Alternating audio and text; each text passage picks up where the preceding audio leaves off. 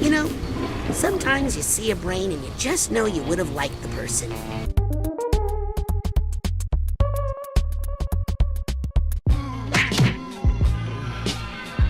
Yes, the 16 years was worth the wait. If you like the first Psychonauts even a little bit, then there's really no reason why you shouldn't be playing this game right now. As for those that haven't played the first Psychonauts, what the fuck are you doing? Go play Psychonauts and then after that, watch my video on that game and then come back and watch this video. Kinda jumping the gun a little bit here as I usually save my overall quality judgment of a game for the end, but since this shit just came out and is already being overlooked, gotta do what I can for that to not happen. Seriously, this is one of the best games of the year and I'm not trying to wait another 16 years for a sequel where Double Fine is once again all like, I am once again asking for your financial support. You don't necessarily need to play the first game in order to understand the story in this one, since this game gives you a nice rundown on everything in the opening. However, there are a lot of jokes and references that will fly over your head if you haven't. And yeah, that Rhombus of Ruin game that came out a couple years ago is canon, although the events of that game don't matter too much. By the way, I will be making a lot of comparisons to the first game since this is a sequel. But first, what's the premise? So Psychonauts 2 takes place a couple of days after the Rhombus of Ruin, where the team rescued Truman Zanotto, grand head of the Psychonauts. The team stage an illusion in Lobato's mind where they try to find out who the real mastermind behind those events were, but they get nowhere as his brain has been booby-trapped to not reveal who it is. Raz sees a scary silhouette that Sasha later identifies as Maligula, a scary waterbender lady that destroyed Grilovia way back when. It's suspected that there's a double agent amongst the Psychonauts that's trying to resurrect her. The crew arrive at Psychonauts HQ, and for the rest of the game, Raz tries to figure out this mystery while trying to become a Psychonaut again. Yeah, apparently that indoctrination by Ford Cruller in the first game didn't mean shit. I mean, it makes sense since he was exiled from the Psychonauts. That's like if someone that got fired from your job offered you that same job. Anyway, Raz gets put into a class with a bunch of other psychic interns, and for the rest of the game, he goes into the minds of the original Psychic 6 to uncover the conspiracy behind who Maligula is.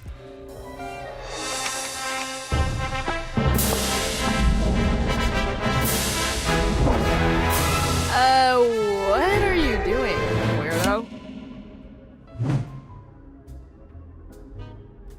So this game looks fucking great, man. This is almost exactly how I pictured a modern day Psychonauts to look. Scott Campbell's weird art style is still intact, though it's not as weird as the first game since everything is a lot more bright, bouncy, and colorful. This is in contrast to the first game with how dark and macabre it looked at times. Even more so than the first game, this game looks like an interactive Nicktoons cartoon, an automatic standout from most games these days that try really hard to be photorealistic. God, these animations are so freaking smooth, which is even more impressive when you know that Double Fine is not this big game studio. Everybody admired how fluid the animations in Rift Apart were, and yeah, that game looks great, but this game rivals that with a third of the people working on it. The mind worlds are even more surreal and out there thanks to better technology. The sense of scale of these worlds have definitely increased. A lot of people are crazy about the Psy King level, and yeah, that shit felt like I ate a bag of shrooms. Don't sleep on the other levels though. There's a bunch of other cool stylistic choices going on, like with Cassie's collection where many things are made of paper and you're traversing through pages of books. Hollis Hot Streak with its neon lights and jazzy theme, Strike City with its sturdy styles New York look but with bowling. It's all some good shit.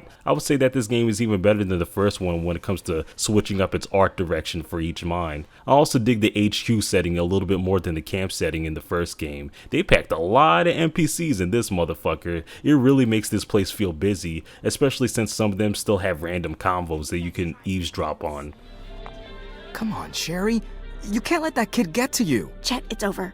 We've been discovered. But Sherry, we promised each other that this year we'd throw your husband a surprise party. You're right. And he deserves it. Yes, he does. Especially considering how understanding he was about our affair. So it turns out Sherry had my label maker the whole time. Really? Your own wife? Yeah, well, actually, I only bought that thing to add a little spice back into our marriage. A label maker can do that? If you know how to use it, it can. Oh, yes. Speaking of which, the voice acting is still pretty top notch. So glad that they managed to get all the original voices. What's crazy is everyone still sounds exactly how they did 16 years ago. Richard Horvitz still kills it as Raz, though I'm unsure how much praise should be levied there since his normal voice is pretty similar. That still blows my mind that his normal voice is actually like that, but I digress. Low-key, the biggest improvement over the first game is that this game is actually polished. Unlike the first Psychonauts where sometimes ledge grabs didn't work and cutscenes glitched out, I ran into no such issues with this game. Everything works like it's supposed to, although sometimes the lip flaps aren't synced with the dialogue, but that's a bit of a nitpick. Well, this is the campground. Dr. Touch and Artie used to like to come here. They like to get high out here. So, you're saying they're up there? Yep. The view up there is amazing. So this game pretty much expands upon everything that made the gameplay of the first one great. I knew from the beginning that I was going to like this game when it didn't do the sequel cliche of wiping out all your abilities from the first game clean. All the important psychic abilities from the first game, such as levitation, pyrokinesis, and telekinesis, are all here from the start, which is nice. They all work like they did in the first game with some minor improvements. Pyrokinesis is now an area attack. Psyblast can now chain across multiple enemies. There are more objects laying around to throw at people with telekinesis. The biggest improvement though is with the melee combat, which was incredibly stiff and repetitive in the first game. We got some more combos this time around, and a dedicated dodge button that the game forces you to utilize with more aggressive enemies. All these things together make the combat in this game a lot better than the first. There's actual fluidity to your moves, and the enemies actually pose a threat. It's still nothing spectacular. I mean, this is a platformer at the end of the day, so only so much focus goes into that, but it's still good to see that they improved upon one of the worst things about the first game. As far as some of the other psychic abilities, my favorite one, Clairvoyance, makes a glorious return. It's still amusing as fuck seeing how every other character sees you in the world. My only disappointment here is that unlike the first game, it's not used much to solve puzzles. Luckily, it's made up by some other cool new abilities such as mental connections and summoning this archetype.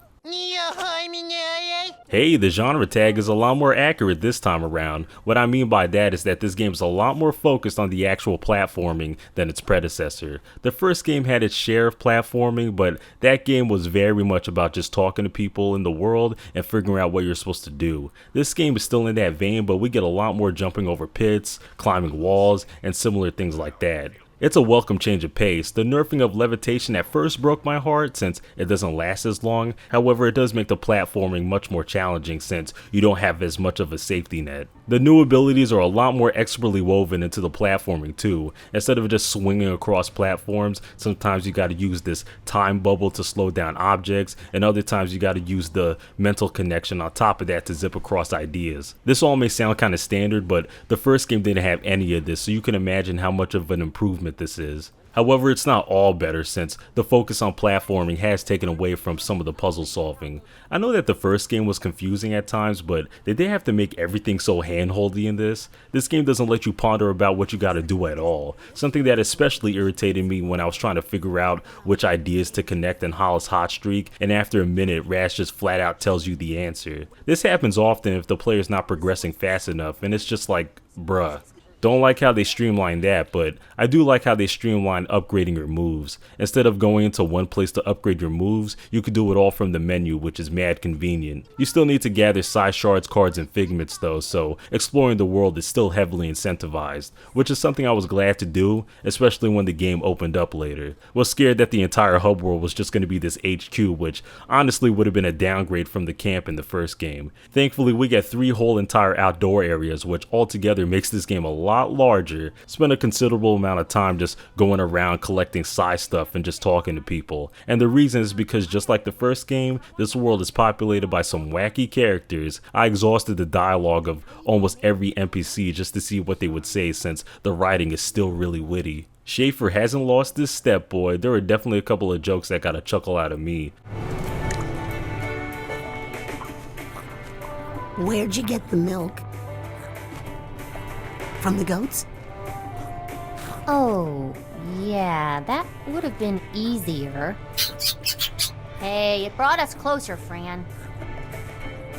I will say that the first game overall is funnier, but this game isn't far behind it. All this aside, the mental worlds that you go into are still mad creative. There's a lot of great levels in this game that rival some of my favorites in the first. Bob's Bottles, where you gotta carefully platform your way through these water crevices. Of course, Psychic Sensorium visually, but utilizing the time bubble was also pretty tight. Hollis Hot Streak with its collection of mini games that you have to rig your way through. Strike City, where you gotta balance giant bowling balls through Nickelodeon slime and narrow platforms.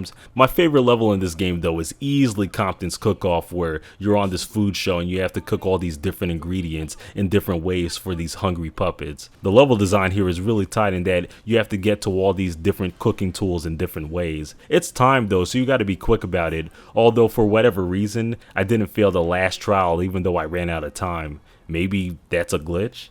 The best part about all this is that this game doesn't have any weird pacing issues like the first game, where the first 3 mental worlds were essentially tutorials. The forward mines go by really fast and there could have been a little bit more to them, but I would still take them over the worst worlds in the first game. Each world from Hollis Hot Streak to the end is consistently good, though I will say I don't think any mental world here is as good conceptually as the Milkman Conspiracy. So this is the part of the video where I summarize the rest of this game's plot, but since it's brand new, I'm not going to do that this time around. I've been meaning to get away from that type of stuff anyway, and also this game's plot is surprisingly dense to the point where if I did summarize it, it would probably add another 5 to 10 minutes to this video. No lie, they really expanded the lore in this world. They put mad depth into the history of Maligula and how she affects everyone else. Not just why the psychic sick act the way they do presently, but the creation of the Psychonauts, the Aquato water curse, and how they affect the family. All the dots are connected in interesting ways. Our boy Ford had it rough. This game really fleshes him out as a more 3-dimensional character rather than just the quippy old mentor that he was in the first game. Something I didn't understand though was his mind always broken? Because in this game he acts like someone with Alzheimer's, while in the first game he seemed pretty put together, and they never state that anything happened to him between these 2 games. Also, I don't understand why Raz is still unsure about the relationship he has with Lily, when at the end of the first game, they clearly address each other as girlfriend and boyfriend and have this climactic kiss. These plot points aside though, the story was pretty well done. I had a fun time hanging with these characters and seeing them bounce off one another. Especially the Aquato family. Yo, Raz's dad is so damn wholesome, it's impossible to not like that guy. Everyone's kind of a dick to Raz in the beginning, which does lead to some funny moments, but it would have gotten old real quick, so I'm glad that they got off of it as the game progressed. The way that this game ended was also pretty damn satisfying. It was open-ended enough where a third game wouldn't feel forced, but most of the storylines in this game wrapped up.